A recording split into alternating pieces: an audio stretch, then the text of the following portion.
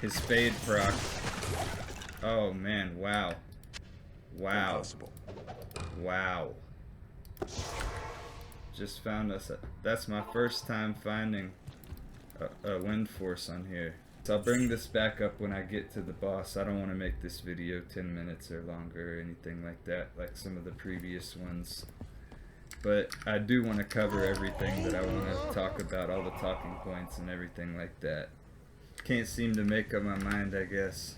But I wound up putting silence on my assassin.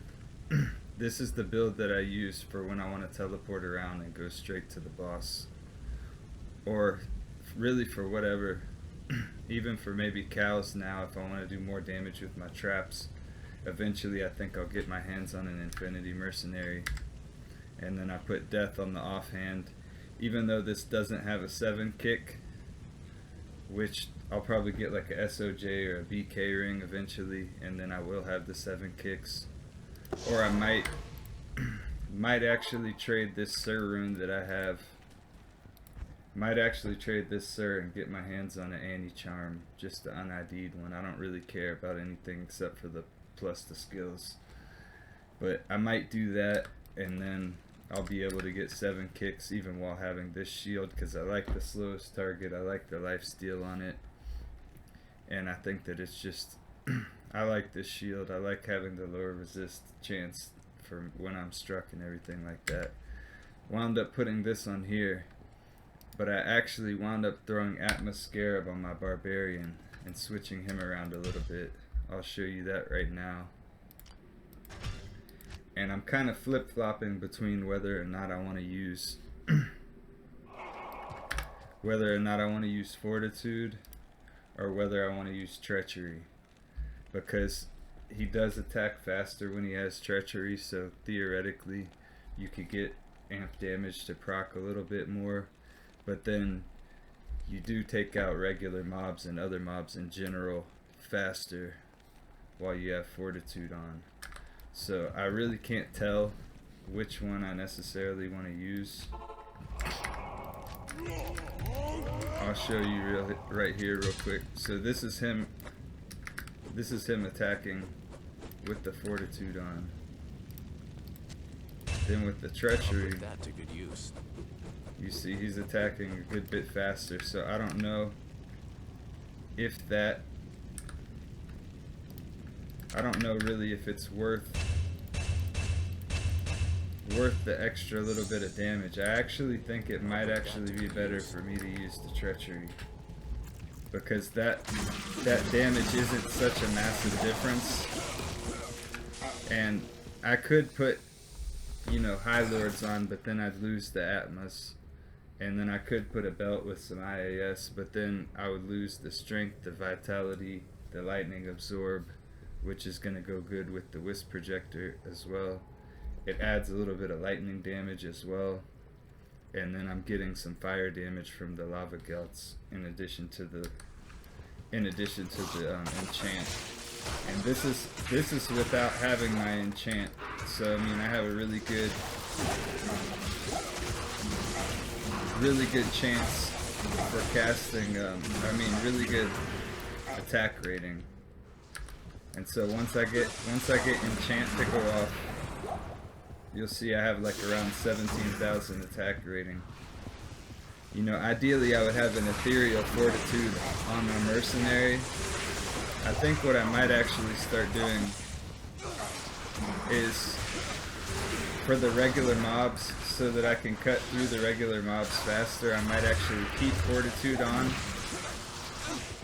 and let the mercenary get his fade proc from the Treachery, and then swap once I get to the boss. Once I get to Diablo or Hale or anybody like that, switch so that I'm more likely to hit that amp damage.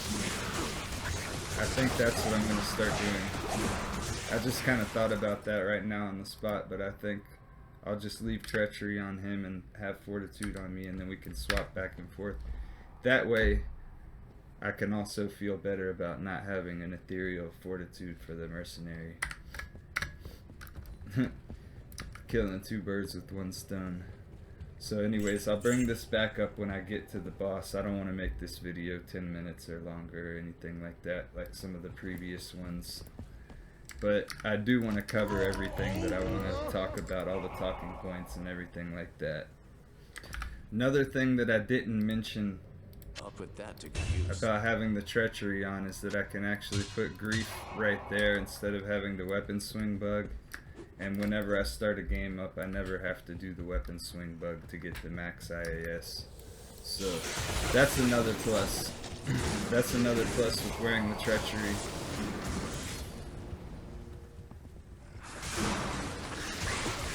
And I may or may not actually be able to use a different pair of gloves. I was messing around with steel rings, but I don't really need extra crushing blow. I have enough crushing blow in my opinion because of the diminishing value that it kind of has. So I'm thinking I kind of like having the various types of elemental damage in addition to having the physical damage.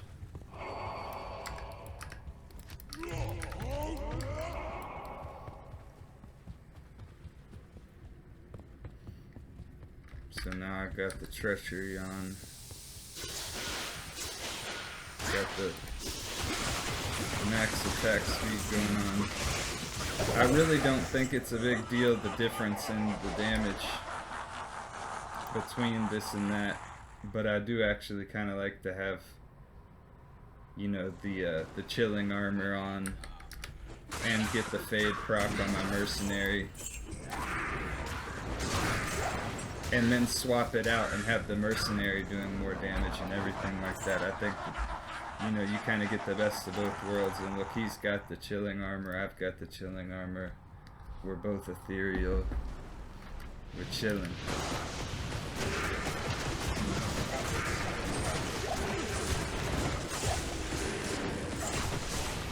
One thing that I do want to do more testing on and everything is how much more of a difference the attack speed is going to make in terms of how much more likely it is to proc the amp damage, how many more attack, because it's probably only one more, you know, it's probably only a little bit more, a few more attacks, maybe one or two more hits within the frame or whatever. With the higher IAS breakpoint as opposed to the lower one that I get while I'm wearing Fortitude. But for the sake of just showing him attacking as fast as possible and everything like that, I'm going to show fighting the boss one time with Fortitude. I mean, I'll show fighting the boss one time with Treachery and one time with Fortitude. One thing to note also with using the treachery is that decrepify and stuff like that's going to affect me less because I have that much higher of an attack speed.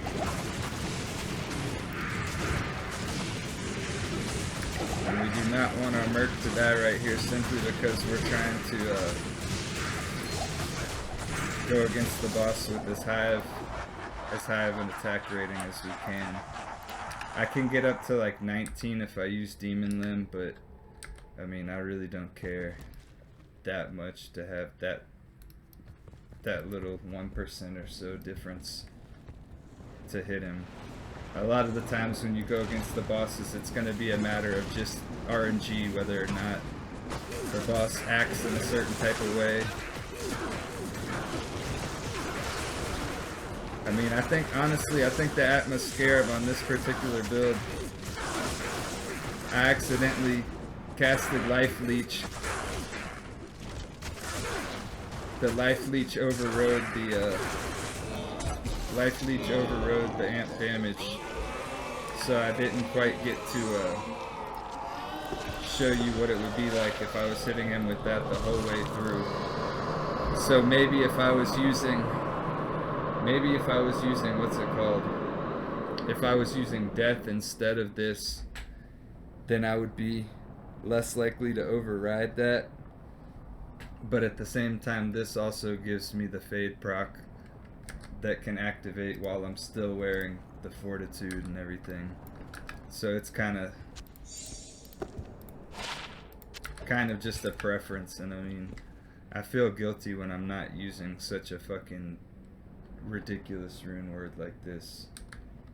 Alright, so I'm going to swap my death over to my Barbarian, and I had a realization. I can actually get the 7 kick frame on both if I just throw a spirit on here, and then I can also know which swap is for the boss because of the aura. I didn't think of that before, so I'm actually probably going to start using Last Wish on her more often and just do dual spirit when she doesn't have the aura. This one's for laying traps because I get a little bit more damage, and then this one's for kicking the boss.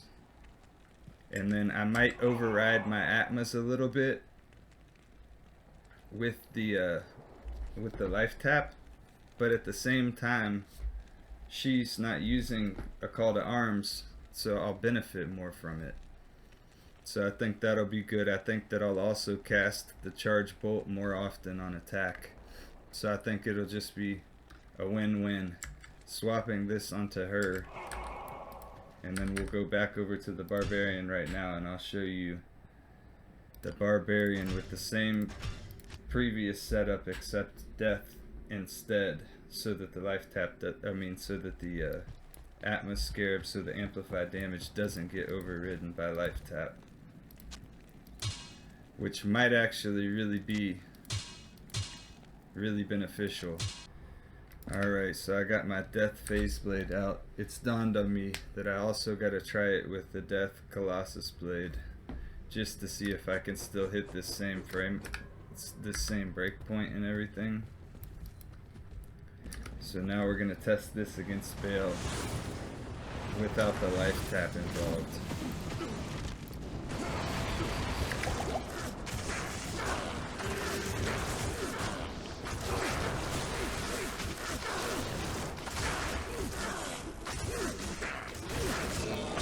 Yeah, so I mean, not having life tap, you're also gonna definitely, you're gonna be less likely to kind of have your, you're not gonna get your curse interrupted. So I think this, even though you have a lower crushing blow, is better for this particular build if you want to really take advantage of the Atmas Scarab. Now I have to try it with the Death Colossus Blade though. My apologies, it's Death Colossus Sword, not Colossus Blade, but I don't think the 5 IAS difference would really make much of a change. So here's the attack speed with this, and then, so yeah, so we're not able to hit that breakpoint with this. So I could gain 3,000 damage on the Frenzy, which would probably be better for regular mobs.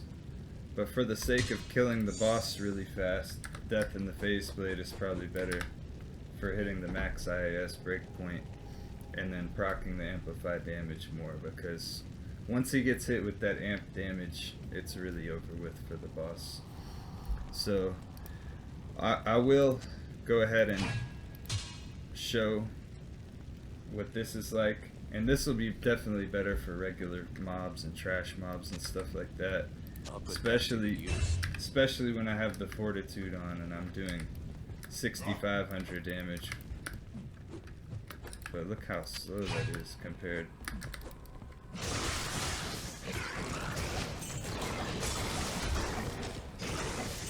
Definitely kills really fast though, but I mean,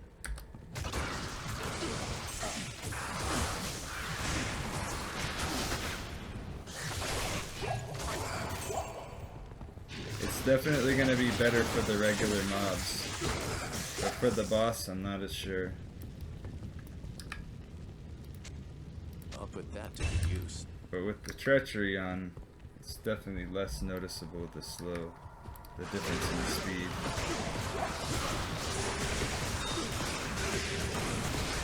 So I mean, this might actually be the way to go. I personally like having the matching swords, but at the end of the day, if it's going to be more effective, I'll go with whatever's the best.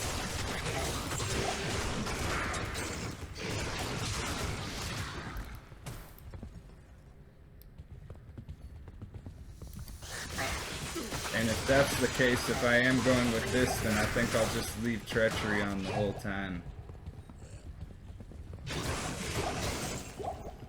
And also one thing too, you know, the RNG is also still a big part in terms of whether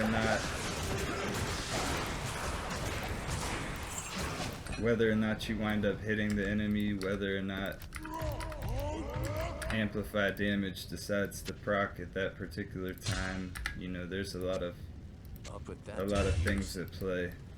I might actually, even though I'm not as attacking as fast, I might actually be better off wearing Fortitude on the way there. That way, hopefully, my mercenary can get his fade proc. Oh man! Wow! Wow! Impossible. Wow! Just found us. That's my first time finding a wind force on here. That's definitely my first wind force. Wow. See, that's why I kept the camera rolling. What's the chances? What's the chances I get my hands on a wind force? Check that one off the Holy Grail. Okay. Wasn't expecting to find that. That's always a pleasant surprise. Now maybe I will make another faith bow eventually for my mercenary and throw this on my Amazon, because that's kind of nuts. If I want to have a really high damage Amazon, and then I'll have to throw the Fortitude on the Amazon, but I'll have to have a faith bow if I want to do that, I think. I don't know, we'll have to see. Pretty happy about finding that wind force though, that's pretty fucking cool. Alright, so hopefully we can get the fade to proc.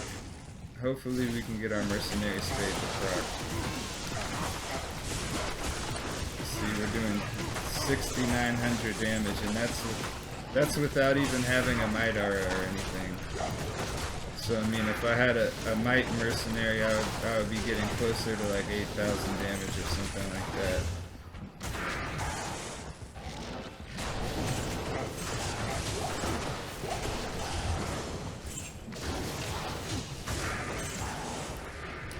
And I could have, you know, higher crushing blow and everything if I decided to wear Gore Riders, but I actually like these because War Traps really add a pretty decent amount of damage just for some boots. Alright, so it's time to test the same build with Death Colossus Sword instead of Death in a Face Blade. Let's see how this works against Vale.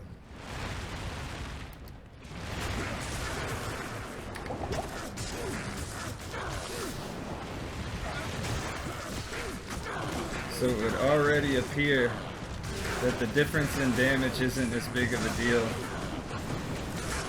because we're attacking so much less, so it decreases our likelihood to proc that amp damage. So I personally think that Death in the Face Blade is better for this particular build. Let me know what you guys think though. And type in type in the comment section if you saw the drop that I got in the middle of this video. And everybody have a great day. One thing I didn't show, I forgot to show, I got a Crown of Ages on my mercenary and then a Reaper's Toll.